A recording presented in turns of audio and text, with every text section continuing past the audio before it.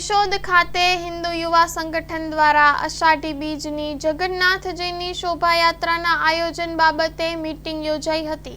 કેશોદ ખાતે હિન્દુ યુવા સંગઠન અને કેશોદના તમામ એનજીઓ, વિશ્વ હિન્દુ પરિષદ, ભારત વિકાસ પરિષદ, બળદ આશ્રમ, એલએનસી ગ્રુપ જેવા તમામ ગ્રુપના સભ્યો હાજર રહ્યા હતા। અષાઢી બીજની ભવ્ય અતિભવ્ય શોભાયાત્રા નીકળે તે માટે સૌ લોકોને અપીલ કરાઈ હતી અને આગલા દિવસે કેશોદના ડીપી રોડ પર ગણેશ ગ્રુપ દ્વારા ભગવાન જગન્નાથના મામેરા ભરાશે અને મામાને ત્યાં રાત્રિ રોકાણ પણ કરશે। એ અનુસંધાને રાત્રે ડીપી રોડ પર ધૂન પણ રાખવામાં આવેલ છે અને બીજા દિવસે હિન્દુ યુવા સંગઠન કાર્યાલયથી કેશોદના મુખ્ય રાજમાર્ગો પર ભગવાન જગન્નાથજી નગર ચર્ચા માટે નીકળશે, જેમાં મુખ્ય રાજમાર્ગો પર બેનર લગાવવામાં આવશે તેમજ આરતી પોઈન્ટ માટે હિન્દુ યુવા સંગઠનનો સંપર્ક કરવા જણાવ્યું હતું। Story report by Jagdish Yadav, Junagadh. જય શ્રી રામ।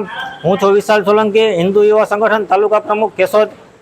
આજ રોજ કેશોદની અંદર હિન્દુ યુવા સંગઠન દ્વારા જગન્નાથજીની રથયાત્રા અંતર્ગત એક મિટિંગનું આયોજન કરેલું હતું। આ મિટિંગની શરૂઆતમાં જે અમદાવાદમાં પ્લેન ક્રેશમાં જે મૃતકોને શ્રદ્ધાંજલિ માટે 2 મિનિટ મૌન રાખી અને શ્રદ્ધાંજલિ આપેલી હતી અને બધા લોકોએ શોક વ્યક્ત કરેલો હતો। ત્યારબાદ મિટિંગની શરૂઆત કરેલી હતી।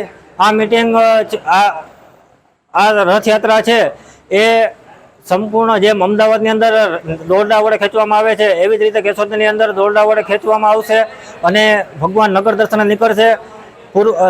આપણે રથયાત્રાની પૂર્વ સંધ્યાએ ભગવાન પોતાના મામાના ઘરે જશે અને જે ડીપી રોડના રહીશો છે એ મોસાળ પક્ષ બન્યા છે, તો તે લોકો આગલે દિવસે રાત્રે ભગવાન મામાના ઘરે જઈ અને બીજે દિવસે સવારે ત્યાંથી રથયાત્રાનું પ્રસ્થાન થશે અને નગર દર્શને ભગવાન નીકળશે અને ત્યારથી રણછોડરાય મંદિરે આપણે આ રથયાત્રા છે એની પૂર્ણાહુતિ કરશું।